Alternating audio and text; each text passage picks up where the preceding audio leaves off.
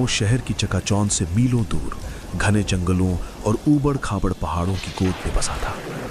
यहाँ की हवाओं में एक अजीब सा भारीपन था, जिसे हवा भी यहाँ सांस लेने से डरती हो। 2 साल बाद केशव और उसकी पत्नी सुमेधा अपने पुश्तैनी घर, जो अब एक खंडहर नुमा हवेली बन चुका था, वापस लौटे थे। बाहर मूसलाधार बारिश हो रही थी।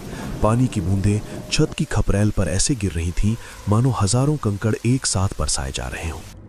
कमरे के अंदर एक पुरानी लालटेन टिमटिमा रही थी, जिसकी रोशनी दीवारों पर नाचती परछाइयों को और भी डरावना बना रही थी। घड़ी की सुइयां ठीक 12 पर आकर रुक गई थी। केशव, क्या तुम्हें भी ऐसा लग रहा है कि ये घर हमें पहचान नहीं रहा? 2 साल पहले जब हम यहाँ से गए थे, तब इन दीवारों में एक अपनापन था, लेकिन आज ऐसा लग रहा है जैसे हर कोने में कोई छिपा बैठा है और हमें घूर रहा है। सुमेधा, तुम फिर शुरू हो गई। ये कोई हॉरर फिल्म का सेट नहीं है, हमारा अपना घर है। बस 2 साल से बंद पड़ा था, इसलिए धूल और सीलन की गंध है। और रही बात डर की, तो बाहर जो तूफान मचा है उसकी वजह से खिड़कियां खड़खड़ा रही हैं। तुम बेवजह अपने दिमाग पर जोर डाल रही हो। थोड़ा पानी पियो और सो जाओ। सुमेधा ने कुछ नहीं कहा, बस अपनी शॉल को और कसकर लपेट लिया। उसकी छठी इंद्री उसे बार बार चेतावनी दे रही थी। तभी हवा का एक तेज झोंका आया और कमरे की एकमात्र खिड़की जोर से खुली और फिर धड़ाम से बंद हो गई। लालटेन की लौ फड़फड़ाई और लगभग बुझने ही वाली थी कि सुमेधा की चीख हलक में अटक गई। सन्नाटा फिर से छा गया, लेकिन इस बार वो सन्नाटा भारी था। और तभी मुख्य दरवाजे पर दस्तक हुई। इतनी रात को इस तूफान में कौन हो सकता है? केशव, मत जाना प्लीज, दरवाजा मत खोलना। कौन हो सकता है? शायद गांव का कोई आदमी हो, किसी मुसीबत में फंसा हो। बारिश इतनी तेज है कि शायद किसी के घर की छत टपक रही हो या कोई रास्ता भटक गया हो। मुझे देखना होगा। केशव उठ खड़ा हुआ और लालटेन हाथ में ले ली। सुमेधा ने उसका हाथ पकड़ लिया। उसका हाथ बर्फ की तरह ठंडा था। नहीं, तुम समझ नहीं रहे हो, ये कोई इंसान नहीं है। मैंने बचपन में दादी से सुना था, जब तूफानी रात में हवा रोती है तो वो आती है, लाल कंगन वाली। वो मदद मांगने के बहाने घर में घुसती है और फिर। सुमेधा, बस करो। तुम एक पढ़ी लिखी औरत हो। लाल कंगन वाली? क्या मजाक है? ये 21वीं सदी है। बाहर कोई भीग रहा होगा और तुम यहाँ कहानियां दड़ रही हो। मेरा हाथ छोड़ो। केशव ने अपना हाथ छुड़ाया और दरवाजे की ओर बढ़ा। उसके हर कदम के साथ लकड़ी का पुराना फर्श चरमरा रहा था। सुमेधा अपनी जगह पर बुत बनी बैठी थी। उसकी नजरें दरवाजे पर गड़ी थीं। केशव ने दरवाजे की कुंडी पर हाथ रखा। लोहे की कुंडी ठंडी थी, बहुत ठंडी। उसने एक पल के लिए सोचा, फिर झटका देकर दरवाजा खोल दिया। दरवाजा खुलते ही हवा का एक बवंडर अंदर घुसा, जिसके साथ बारिश की बौछारें भी आ गई। केशव ने लालटेन ऊपर उठाई और बाहर के अंधेरे को चीरने की कोशिश की। सामने कोई नहीं था। दूर दूर तक सिर्फ अंधेरा, बारिश और हवा में झूलते हुए पुराने बरगद के पेड़ थे। उनकी टहनियां ऐसे हिल रही थीं जैसे कोई राक्षस अपने हाथ फैलाकर उन्हें बुला रहा हो। अजीब है, अभी तो आवाज आई थी। शायद हवा की वजह से कोई लकड़ी दरवाजे से टकरा गई होगी। केशव दरवाजा बंद करने ही वाला था कि उसकी नजर जमीन पर पड़ी। चौखट के ठीक बाहर कीचड़ में सने हुए पैरों के निशान थे, लेकिन वो निशान अजीब थे, उल्टे थे, जैसे कोई दरवाजे की तरफ आया नहीं, बल्कि दरवाजे से उल्टा पीछे गया हो। या शायद वो निशान इंसान के थे ही नहीं। एक सिहरन केशव की रीढ़ की हड्डी में दौड़ गई। उसने जल्दी से दरवाजा बंद किया और कुंडी लगा दी। कौन था? कोई नहीं था ना? मैंने कहा था ना केशव, वो छलावा है। हाँ, कोई नहीं था, शायद हवा थी। तुम सही कह रही थी। चलो अब सो जाते हैं। लेकिन उस रात नींद दोनों की आंखों से कोसों दूर थी। बाहर तूफान चीखता रहा और अंदर खामोशी। लेकिन घर के ऊपरी माले से, जो सालों से बंद था, कभी कभी किसी के चलने की आवाज आ रही थी। भारी पायल पहनकर चल रहा हो। केशव इसे वहम मानकर लेटा रहा, लेकिन सुमेधा जानती थी कि आज रात हवेली में वे दोनों अकेले नहीं हैं।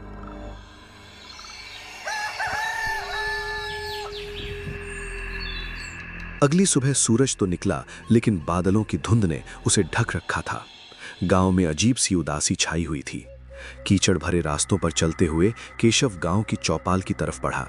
सुमेधा ने उसे जाने से मना किया था, लेकिन केशव के मन में कल रात की घटना और उन उल्टे पैरों के निशानों ने एक सवाल खड़ा कर दिया था।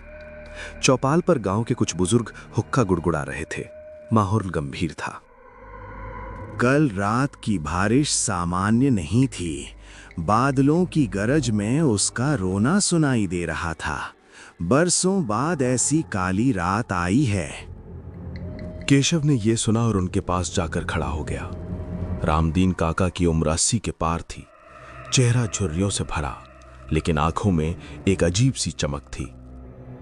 रामदीन काका, प्रणाम। आप किस उसके रोने की बात कर रहे हैं? और कल रात हमारे दरवाजे पर किसी ने दस्तक दी थी। जब मैंने खोला तो कोई नहीं था। केशव की बात सुनते ही वहां बैठे सभी लोगों के हाथ रुक गए। हुक्के की गुड़गुड़ाहट बंद हो गई। सबने एक दूसरे को देखा, जैसे किसी अनहोनी की पुष्टि हो गई हो। रामदीन काका ने धीरे से अपना सिर उठाया और केशव की आंखों में देखा। उनकी नजरों में दया और डर दोनों था। तूने दरवाजा खोला था बेटा, तूने बहुत बड़ी गलती कर दी। हम डर रहे थे कि शहर से तुम दोनों का आना कहीं इस सोए हुए श्राप को जगा ना दे, और वही हुआ। वो दस्तक किसी इंसान की नहीं थी, वो मंजरी की थी। मंजरी? कौन मंजरी? काका, आप लोग पहेलियां मत बुझाइए। मुझे साफ साफ बताइए कि इस गांव में चल क्या रहा है। कल रात मुझे मेरे घर की छत पर पायल की आवाजें सुनाई दी, दरवाजे पर दस्तक हुई। क्या ये कोई शरारती तत्व का काम है?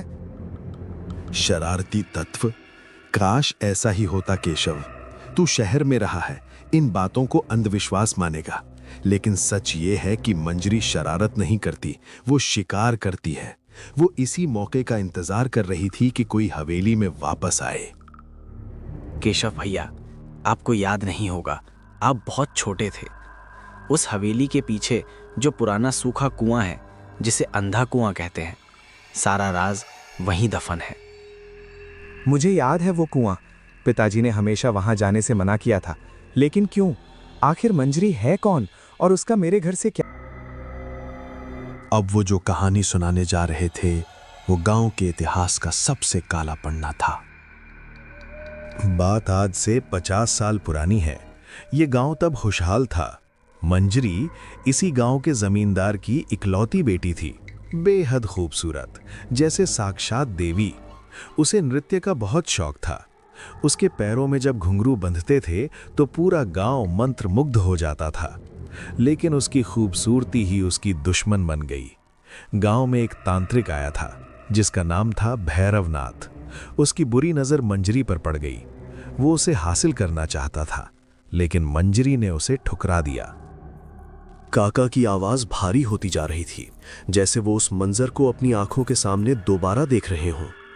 हवा और तेज हो गई थी और दिन के उजाले में भी एक अजीब सा अंधेरा महसूस हो रहा था। उस तांत्रिक ने बदला लेने की ठानी। एक तूफानी रात, बिल्कुल कल जैसी रात थी। उसने मंजरी को धोखे से उसी हवेली के पीछे वाले कुएं के पास बुलाया। वहां उसने मंजरी के साथ जबरदस्ती करने की कोशिश की। अपनी आबरू बचाने के लिए मंजरी ने उस गहरे काले कुएं में छलांग लगा दी। मरते वक्त उसकी आंखों में आंसू नहीं, खून उतर आया था। उसने गिरते गिरते श्राप दिया था कि जिस तरह वो तड़प कर मरी है, ये गांव भी कभी चैन से नहीं सो पाएगा। और खास तौर पर वो हवेली जहां उसका परिवार रहता था, वो वीरान हो जाएगी। और उसी रात तांत्रिक भैरवनाथ भी पागल होकर उसी कुएं में गिर गया था। लोगों का कहना है कि मंजरी की आत्मा ने उसे खींच लिया था। तब से हर अमावस और तूफानी रात को वो कुएं से बाहर आती है। उसे लगता है कि उसका दूल्हा उसे लेने आया है। जो भी दरवाजा खोलता है, वो उसे अपने साथ कुएं में ले जाती है। ये सब बस एक कहानी है। किसी ने आत्महत्या की होगी ये दुखद है, लेकिन इसका मतलब ये नहीं कि वो भूत बन गई। आप लोग मुझे डराना बंद कीजिए।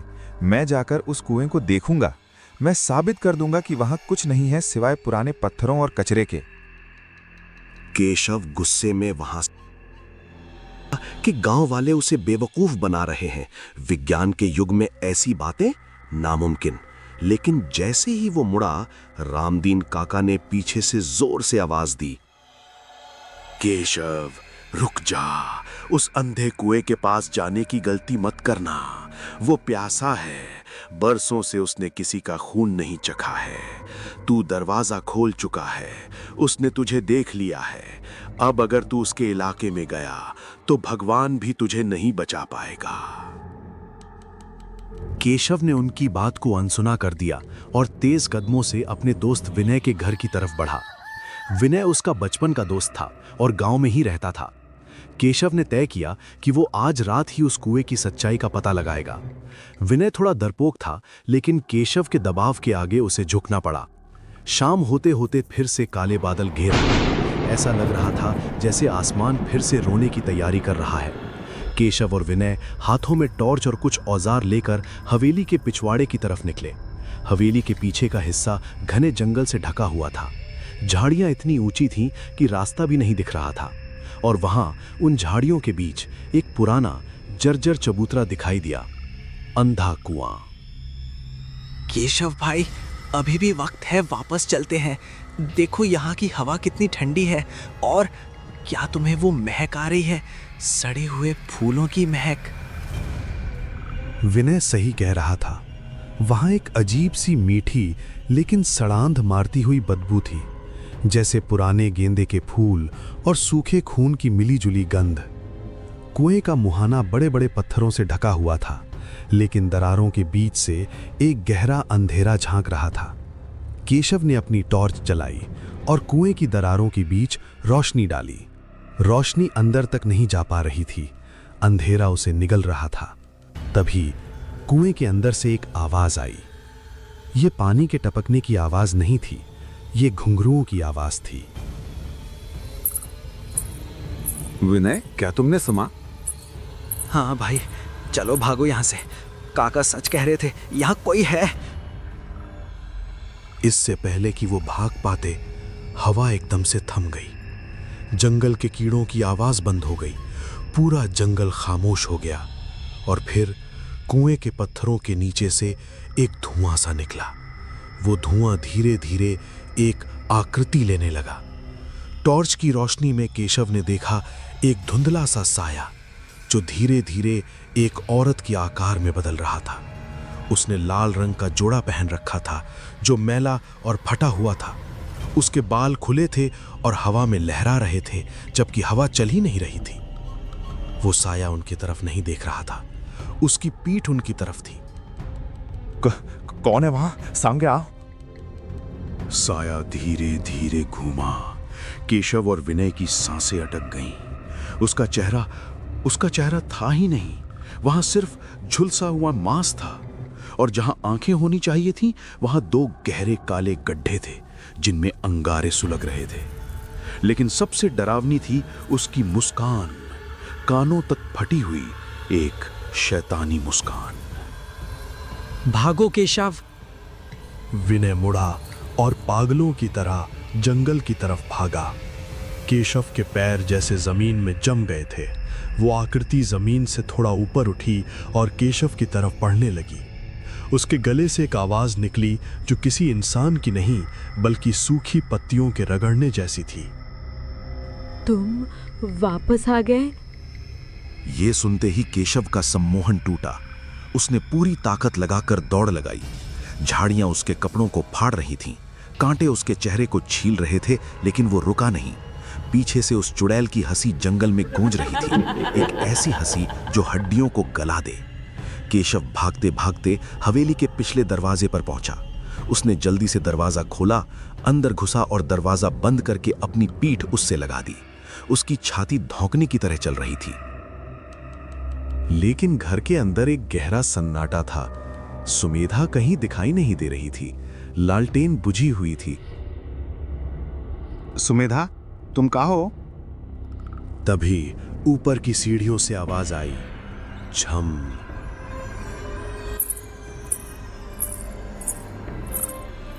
पर गई।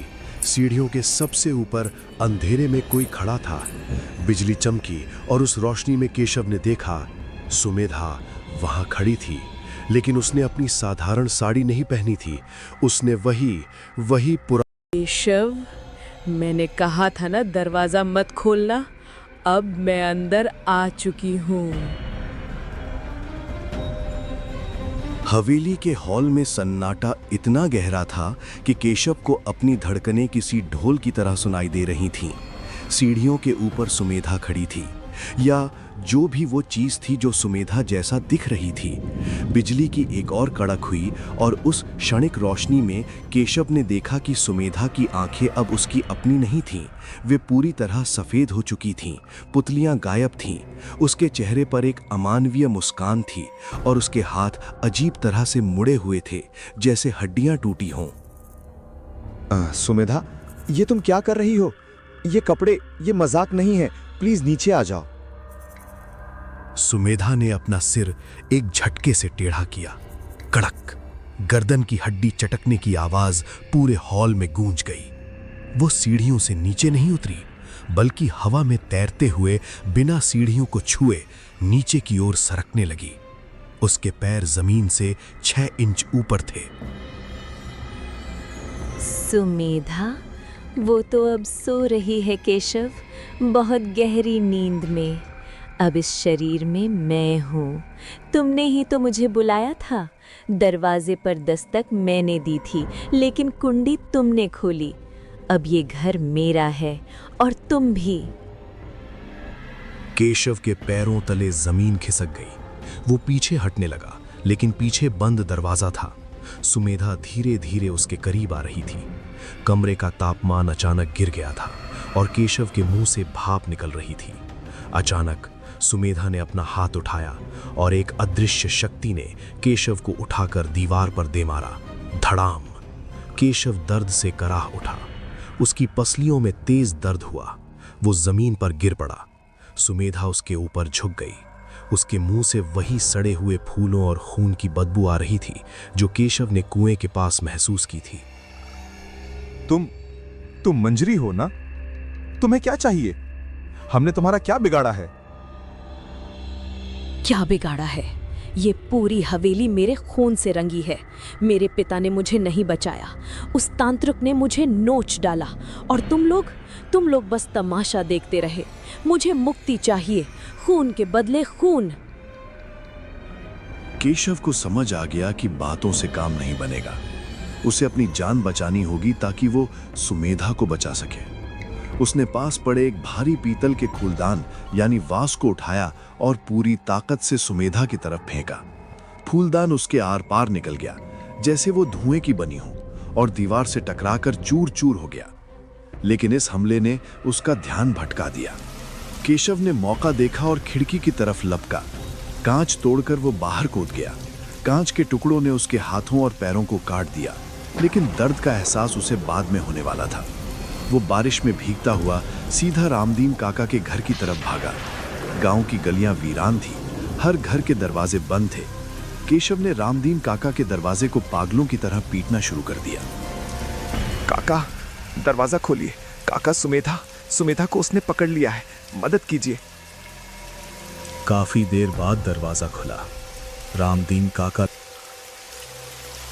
उनके पीछे गांव के कुछ और लोग भी थे, जिनमें विनय भी शामिल था, जो बुरी तरह डरा हुआ लग रहा था। केशव की हालत देखकर वे समझ गए कि अनर्थ हो चुका है। मैंने कहा था ना, खैर अब रोने का समय नहीं है।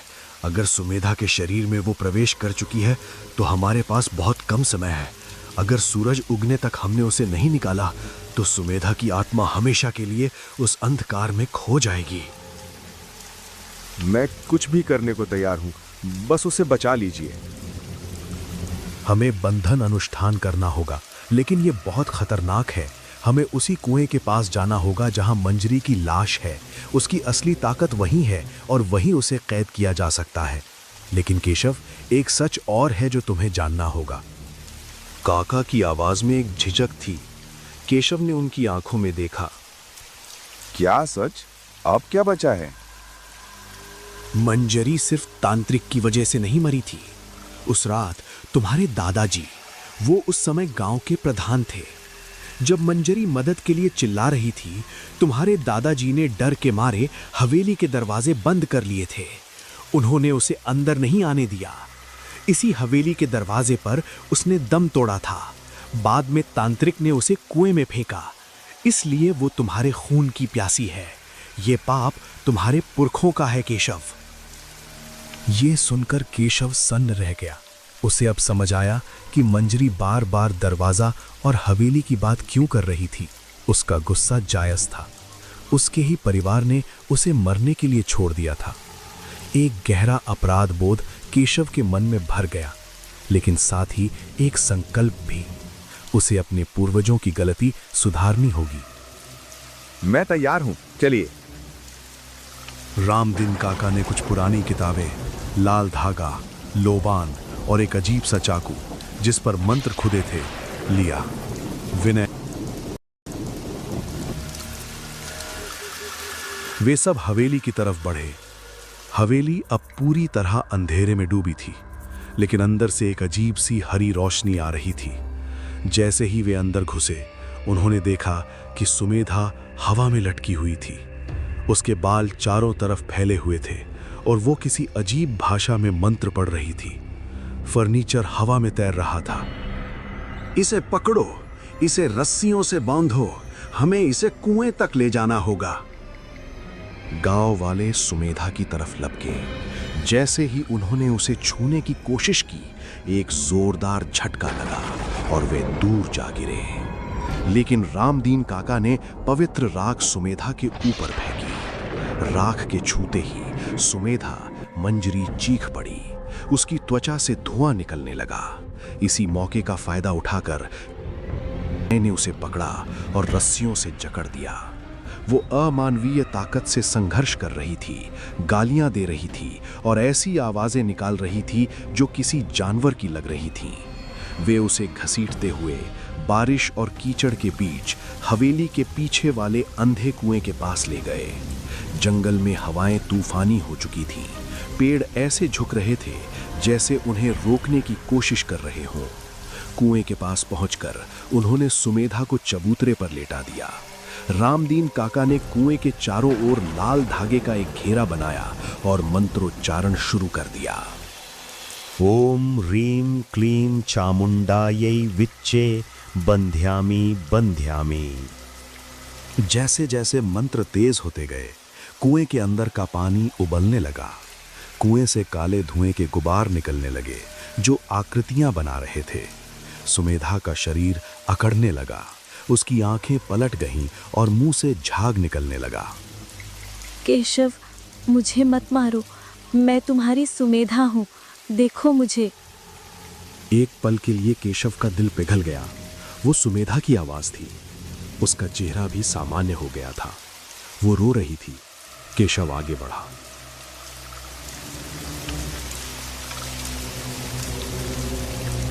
रुक जाओ केशव, ये छलावा है, ये सुमेधा नहीं है। अगर तुमने उसे खोल दिया तो हम सब मारे जाएंगे। केशव ठिठक गया। उसने गौर से देखा। सुमेधा की आंखों में आंसू थे, लेकिन उसके होठों के कोने पर एक बहुत ही हल्की कपटी मुस्कान थी। केशव समझ गया। तुम मेरी पत्नी नहीं हो, निकल जाओ उसके शरीर से। केशव ने काका के हाथ से वो पवित्र चाकू लिया और अपना हाथ काट लिया। खून की धार बह निकली। काका ने कहा था कि प्रायश्चित के लिए उसे अपना खून देना होगा, उसी खून का बदला जो उसके दादाजी ने नहीं बचाया था। केशव ने अपना खून कुएं के मुहाने पर टपकाया। जैसे ही खून कुएं में गिरा, एक गगन भेदी चीख गूंजी। सुमेधा का शरीर हवा में धनुष की तरह तन गया। उसके मुंह से एक काला गाढ़ा धुआं बाहर निकलने लगा। वो धुआं चीखता हुआ, तड़पता हुआ कुएं की तरफ खिंचा चला जा रहा था। खून की आहुति ने श्राप को संतुलित कर दिया था। मैं वापस आऊंगी, ये खत्म नहीं हुआ है, मैं वापस आऊंगी। धुआं पूरी तरह कुएं में समा गया। रामदीन काका ने तुरंत एक भारी पत्थर पर तावीज रखकर कुएं के मुंह को हमेशा के लिए बंद कर दिया। तूफान अचानक थम गया, बारिश रुक गई, सुमेधा का शरीर ढीला पड़ गया और वो बेहोश होकर केशव की गई। सुमेधा, सुमेधा आँखी खोलो। सुमेधा ने धीरे धीरे आंखें खोलीं। उसकी आंखें अब सामान्य थीं, भूरी और प्यारी। वो कमजोर थी, लेकिन वो थी। केशव, मुझे बहुत बुरा सपना आया। बहुत अंधेरा था और ठंड थी। सब ठीक है, सपना खत्म हो गया, हम सुरक्षित हैं। अगली सुबह केशव और सुमेधा ने हमेशा के लिए वो गांव छोड़ दिया। उन्होंने पीछे मुड़कर हवेली की तरफ एक बार भी नहीं देखा। गांव वालों ने उस कुएं के चारों ओर एक दीवार बना दी और उस इलाके को निषिद्ध क्षेत्र घोषित कर दिया। कुछ महीने बीत गए। केशव और सुमेधा अब शहर में अपने पुराने फ्लैट में रह रहे थे। जिंदगी धीरे धीरे पटरी पर लौट रही थी। सुमेधा अब ठीक थी, हालांकि उसे कभी-कभी रात में ठंड लगती थी। एक रात केशव बाथरूम में ब्रश कर रहा था। सुमेधा बेडरूम में सो रही थी। केशव ने शीशे में अपना चेहरा देखा और पानी से मुंह धोया। जब उसने तौलिए से मुंह पोंछा और दोबारा शीशे में देखा तो उसका दिल रुक गया। शीशे में उसके पीछे सुमेधा खड़ी थी, लेकिन सुमेधा सो रही थी और शीशे वाली सुमेधा ने एक लाल साड़ी पहन रखी थी। उसने मुस्कुराते हुए अपना हाथ उठाया और उसकी कलाई में वही लाल कंगन थे। केशव ने झटके से पीछे मुड़कर देखा, बेडरूम का दरवाजा बंद था। जब उसने दोबारा शीशे में देखा तो वहां कोई नहीं था, सिर्फ उसकी अपनी घबराई हुई परछाई थी। तभी बेडरूम से सुमेधा की आवाज आई। केशव, क्या तुम कुएं का पानी लाए हो? मुझे बहुत प्यास लगी है। केशव की आंखों के सामने अंधेरा छा गया। उसे याद आया कि उस रात कुएं के पास जब सुमेधा बेहोश हुई थी, उसके पैर